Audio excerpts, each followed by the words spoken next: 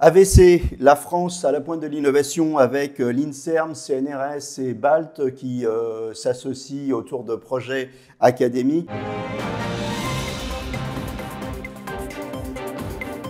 Le JT de la radiologie interventionnelle avec le soutien d'Interfimo. Avec moi pour en parler, le professeur Aymeric Rouchot. Vous êtes professeur de radiologie interventionnelle au CHU de Limoges. Et vous, Éric Largène, vous êtes vice-président recherche et développement chez BALT. On va parler de trois projets principalement. En premier, un stent pour traiter les anévrismes intracrâniens, Aymeric Rouchot. Bonjour. En effet, le projet auquel on est associé et l'innovation qui est faite est une association entre différents partenaires académiques. Vous avez cité INSERM, c'est l'unité INSERM 1148 de l'hôpital Bichat, le CNRS avec l'équipe XLIM de Limoges et le BALT évidemment sur le développement de nouveaux stents pour favoriser la cicatrisation des anévrismes intracrâniens. En fait, dans les anévrismes intracrâniens, avec les flots diverteurs, on est souvent confronté à des non-occlusions de l'anévrisme dans environ 25% des cas. Et l'objectif du développement de ce stent, c'est un stent bioactif, donc avec un revêtement d'une protéine CD31 qui est greffé sur le silk, qui est un flot diverteur pour le traitement des anévrismes intracrâniens et qui permet d'augmenter l'accélération et d'augmenter la prolifération de cellules endothéliales et ainsi aller vers 100% d'occlusion des anévrismes. C'est un projet qui associe des unités académiques et BALT grâce à des collaborations qui sont, je pense, prometteuses pour le traitement des anévrismes intracrâniens.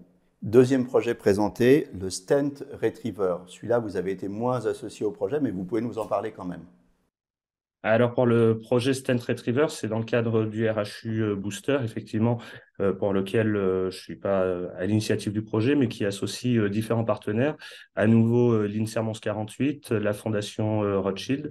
Et c'est un projet qui est essentiellement porté par Benoît Otinoé et l'équipe du professeur Mazigui pour avoir un Stent Retriever qui soit capable d'aller capturer le caillot. Pas seulement par l'effet mécanique qu'on connaît des Stent Retriever dans le cas de la thrombectomie, mais également avec un effet velcro grâce à une protéine qui va aller adhérer spécifiquement de manière covalente au caillot et donc augmenter les capacités de retrait de ce caillot et c'est aussi diminuer le risque de fragmentation et d'embol distaux.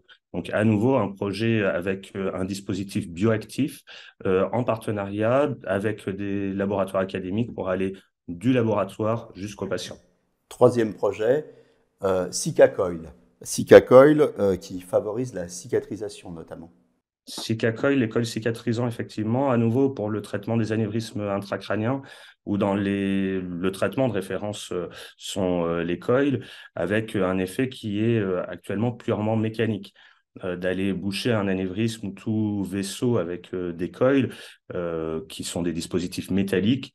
Si on demandait à un biologiste sur quelle surface tu as envie de faire pousser des cellules, jamais il dirait je veux le faire pousser sur du métal, c'est la pire des structures pour faire pousser les cellules. Là, on veut aller faire une prolifération de tissus sur ces coils.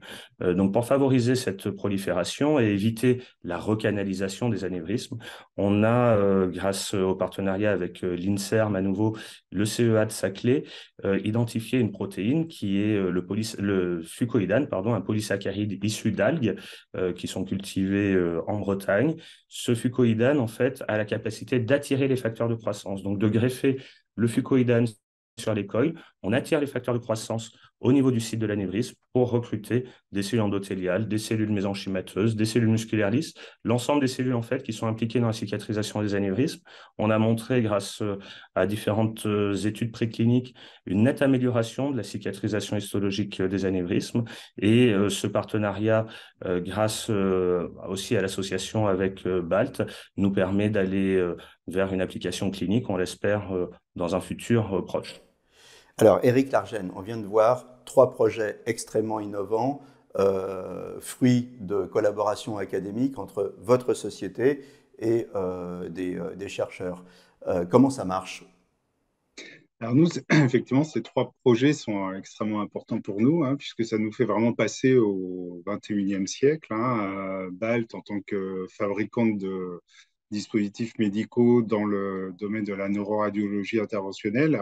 D'ailleurs, on est le seul acteur français dans ce domaine. On a une large gamme de dispositifs pour traiter les différents AVC, que ce soit des AVC, des anévrismes, que ce soit donc des AVC hémorragiques ou une artère qui se bouche.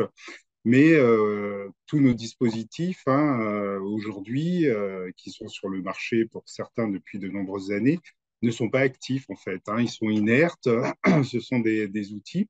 Et là, avec tous ces différents projets, on vient rendre ces dispositifs bioactifs, ils viennent interagir avec les tissus biologiques des patients pour, comme l'a dit le professeur Rouchot, soit pour améliorer la cicatrisation, pour améliorer le suivi des patients aussi, des meilleurs résultats à long terme. Et donc, toutes ces collaborations qui existent maintenant, on a commencé à collaborer, maintenant ça fait une petite dizaine d'années, on a commencé effectivement avec l'INSERM, on a mis en place des consortiums, et le premier consortium a été le RHU Booster. Et ensuite, voilà, ces liens se sont tissés, se sont consolidés avec l'INSERM, avec l'équipe du professeur Rouchot, mais aussi avec le CEA et le CNRS. Donc voilà, et tous ces projets nous font vraiment avancer et passer au XXIe siècle pour la neuroradiologie interventionnelle et le traitement des patients. Alors, Aymeric Rouchot, comme l'a souligné Éric Largène, ces outils, avant, ils étaient inertes. La véritable innovation, c'est que ça devient bioactif et quoi d'autre dans le futur?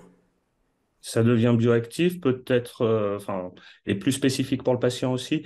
En fait, quand on va traiter les artères du patient, qu'elles soient bouchées ou perforées, ce qu'il faut, c'est considérer le milieu biologique dans lequel on est.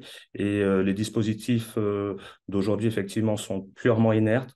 Ceux de demain et ceux qui seront développés grâce à ces projets sont des dispositifs actifs pour aller vraiment avoir une cible biologique dans le traitement de ces pathologies, puisqu'à la base, c'est un problème biologique. Donc, je pense que ces dispositifs sont l'avenir. Peut-être la prochaine étape, ce seront des dispositifs connectés, mais on n'y est pas forcément tout de suite. En tout cas, ces collaborations, elles sont fondamentales pour l'avancée de la radiologie interventionnelle.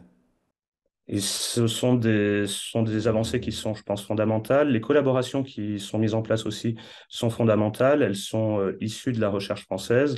On a, je pense, des laboratoires qui sont compétents, particulièrement dans ce domaine un petit peu de niche en neuroradiologie interventionnelle, la recherche académique et les industriels. Le seul industriel français, c'est BALT, et les projets de collaboration qui unit les différentes forces françaises, je pense, sont l'avenir pour certains de ces dispositifs.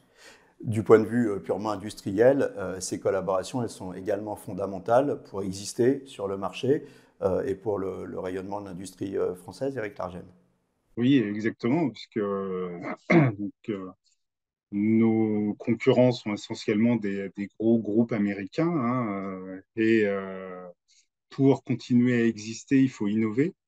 Et innover, donc ça passe par des innovations de rupture, et comme tous ces projets où on amène finalement vraiment un concept qui est né dans un laboratoire académique français, jusqu'à la mise sur le marché du dispositif en passant par l'industrialisation. Vous avez parlé de vos concurrents américains. Pour nous donner une idée, BALT sur le marché mondial, ça pèse pas?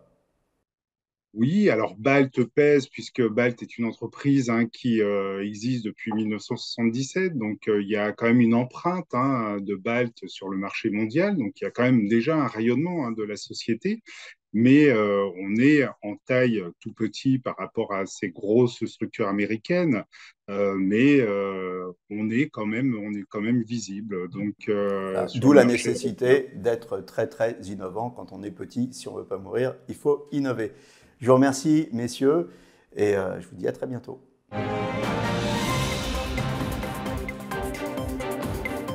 Le JT de la radiologie interventionnelle avec le soutien d'Interfimo.